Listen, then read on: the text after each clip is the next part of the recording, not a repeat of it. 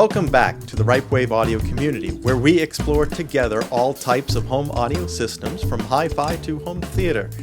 My name is John, and for this video we continue our series on AV processors and receivers as a buying guide to what is available in 2020.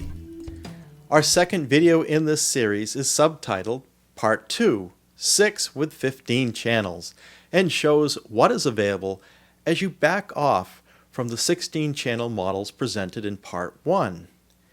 If you missed Part 1 of the AV Processor Receiver Buyer's Guide 2020, 16 with 16 channels, I have provided the link for your convenience in the description. In that video we cover the difference between an AV processor and a receiver, and the need for 16 channels, along with an overview of all 16 channel models available today. Now we turn our attention to 15 channel models.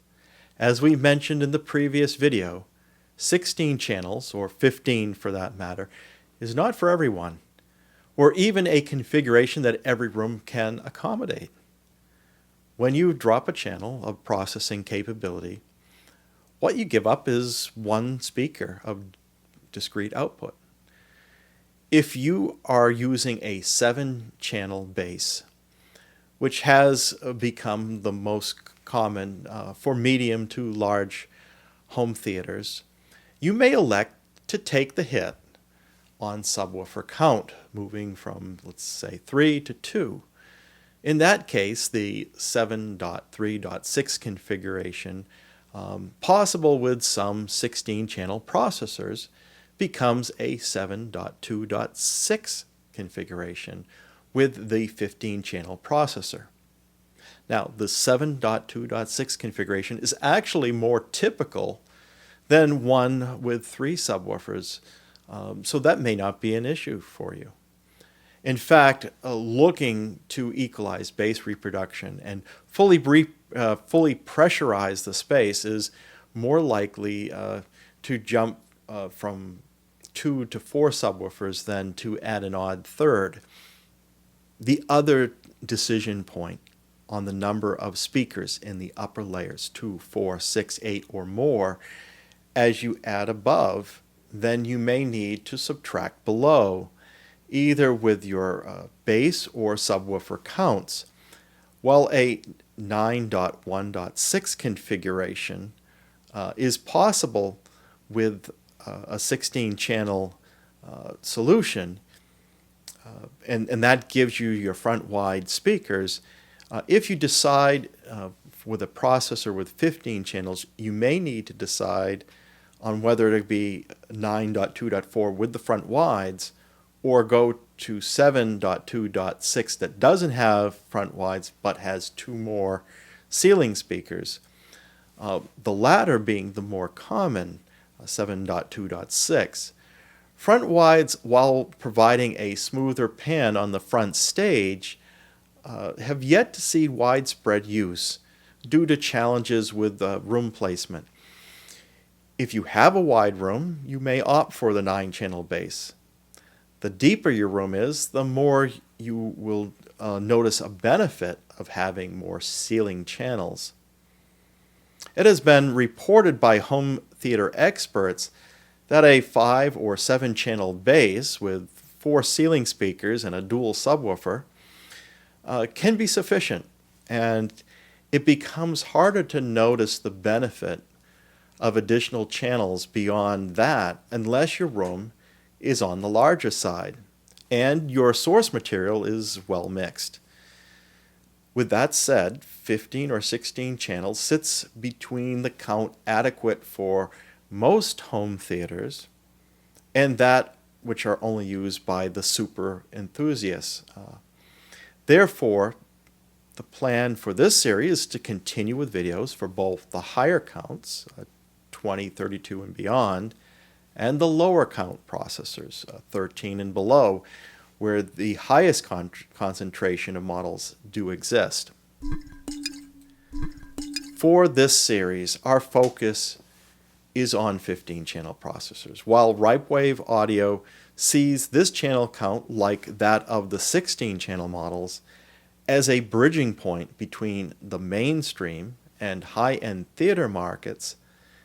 This grouping gets closer to the mainstream market, with the popular Marantz and Denon brands participating in this category. As a review, let's once again compare the point of entry cost associated with each of the processor channel counts, but this time with one revision. So a 6-channel 5.1 system starts in at $200. An 8-channel or 7.1 system processor starts at $350. To move to 10 channels, which is a 9.1 system, you jump up to $1,100. For 13 channels or 11.2 system, that's at $2,000. For a 15-channel system, $2,500, which is a 13.2. And then 16 channels, as you saw in the last video, starts at $2,999 with that Emotiva XMC2, which is a 14.2 system. With the new 2020 models from Denon, the cost of entry point for the 15-channel receiver, the AVR-X6700H, is $2,500. As such, we revised the Ripewave audio processor cost of entry table since the last video. This change now places the point of entry for 15 channels $500 below the cost of entry for a 16-channel processor, when it previously was higher. Now we will explore the full field of 15-channel processors. While we won't get into the full details of these products with this first pass, we will note that Marantz and Denon bring to the table some newer features not found on 16-channel models, including those costing $19,000, such as 8K support. A shift also begins towards more receivers with high amplifier output counts, removal of balanced XLR outputs, and inclusion of legacy connector support such as composite and component video. Despite 15-channel models leaning towards more mainstream markets, Datasat still targets a unique buying audience, has a 15-channel entry. Once again, we will explore these from highest to lowest count. The Datasat LS10. The Datasat LS10 was launched along with its 16-channel model, the RS20i, in 2014. Now out for 6 years, the LS10 and the RS20i are the oldest models being covered in this series. Still relevant and very capable even in with today's standards, this hardware is just starting to show its age as 8K capable units begin to creep into the market in advance of widespread availability of 8K content. The LS10 looks similar to the cinema-derived RS20i, but this unit does not have the expansion capabilities and drops the analog inputs from 16 to 2 and forgoes the professional AES EBU digital I/O. You'll also see the change in how the connections are made. Instead of the DB25 connectors, now you're plugging I/O, your XLRs, your RCA connections directly into the back of the Datasat LS10. And you don't need that wiring harness adapter as you do for the RS20i. The McIntosh MX123. Launched at the same time as the more capable and expensive 16-channel McIntosh MX170, the MX123 15-channel supporting processor is available for $8,000, almost half the price of the flagship MX170 processor. While more of a household name than Datasat, and despite now being available through the Best Buy retail chain, McIntosh products have always commanded a premium and therefore fall short of being considered part of the mainstream market. While possessing the traditional McIntosh styling, as with the MX170, the front panel and back suggest that the MX123 has its own design and is not just a depopulated version of its big brother. With this model, McIntosh includes composite and component video I/O not found in their flagship processor. Gone are the balanced stereo outputs, as well as the professional AES EBU digital inputs. It is interesting to see that McIntosh only has IMAX Enhance on the MX123 and not the MX170, yet both models support Dolby Atmos, Aural 3D, and DTS:X. Another deviation is with the room correction software. Instead of supplying Room Perfect, McIntosh has gone with Odyssey Multi-X XT32 with dynamic volume, and is the first unit in this series to do so, and aligns this model with the room correction solution used by many mainstream products. The Marantz AV8805. Saul Marantz founded Marantz in New York in 1953. Now based in Japan, Marantz has been owned by Sound United since 2017. Marantz is one of the most recognizable names in audio. The AV8805 is the flagship AV processor from Marantz, which was released in 2018 and sells for $4,499. Marantz and sister company Denon excel at packing in lots of features and technologies into one box, as evident with all the logos seen on their websites.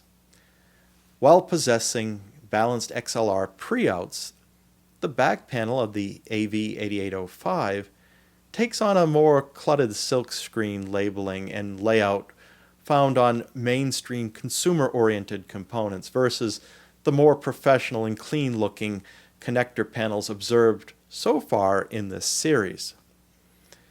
The inclusion of XLR balance connections for one input and the 15.2 pre-outs indicates that this unit is still targeting serious consumers. Like the McIntosh MX123, Marantz provides legacy support with component and composite video connections. Since its release, the AV8805 has been a favorite among many reviewers who have purchased the unit for their own setups, which they have mated with amplifiers of their choice. Another similarity with the McIntosh MX123 is the use of the Odyssey room correction software and the support for the immersive Dolby Atmos, Aural 3D, DTS:X, and IMAX Enhanced formats. The Denon AVR-X8500H. Also owned by Sound United since 2017, Denon traces its roots to 1910 as the Japan Electric Sound Company, with the Denon brand being introduced in 1947. Denon merged with Marantz prior to the Sound United acquisition in 2002. Our first entry from Denon is also the first unit that is openly labeled as a receiver, as more expensive units providing onboard amplification shy away from this term. The AVR-X8500H is the flagship model from Denon. Unlike Marantz, Denon does not produce AV processor separates without amplification. In examining all receivers on the market, we have found that the X8500H possesses the most channels of amplification from any brand, 13, which almost covers its full 15-channel processing capability, just 2 channels short. Compared to the Marantz AV8805 processor, the Denon X8500H has similar set of analog and digital I/O connectors, less the balanced XLR inputs and outputs. A full set of 13.2 RCA pre-outs are still available if you want to direct some channels to external amplifiers. Support for Dolby Atmos, Aural 3D, DTS:X, and IMAX Enhance is matched on this Denon model, along with the use of Odyssey for room correction. Denon sells the AVR-X8500H at $3,990 and represents a good value in comparison with the Marantz AV8805, which costs $500 more and does not provide any amplification. Marantz SR8015. The Marantz SR8015 is the top-of-the-line receiver from Marantz and is 2 years newer than the AV8805, being launched in 2020. With the new Marantz and Denon models, we are seeing the first units with support for 8K. While support for DTS:X Pro was first introduced this year as a free upgrade to the Trinoth Altitude series, there is nothing yet between the Trinoth Altitude 16 and the Marantz SR8015 with DTS:X Pro. The back of the Marantz SR8015 looks almost identical to that of the Denon AVR-X8500H. However, the number of amplified outputs drops from 13 to 11, with a power rating that is just slightly less. Also, the HDMI ports are now labeled to indicate the 8K and eARC where supported. The SR8015 is available for $3,199. The Denon AVR-X6700H. As mentioned earlier, the Denon AVR-X6700H, introduced this summer, is the lowest cost 15-channel option and sells for $2,499. The AVR-X6700H is very similar to the higher-priced Marantz SR8015, but has 7 versus 8 HDMI inputs and 1 less component video input. With the surround formats, room correction, and amplifier ratings all being equal, we will have to spend some time performing a deeper review to see if there's more explanation for the $700 cost difference than just a slight change in I/O count. So, there you have it. 6 processors available today with 15 outputs. In this grouping, the deviation in price range is not as great as those with 16 channels. While these units only differ by a single channel less, I get the impression that the difference between the two groups may be more than just speaker count. There are also other elements such as build quality and sound characteristics that may support my feeling that the 16-channel units are not quite at the same level within the same manufacturer's line in comparing their 16-channel model to their 15-channel model. As stated before, we may reveal more as we dig deeper.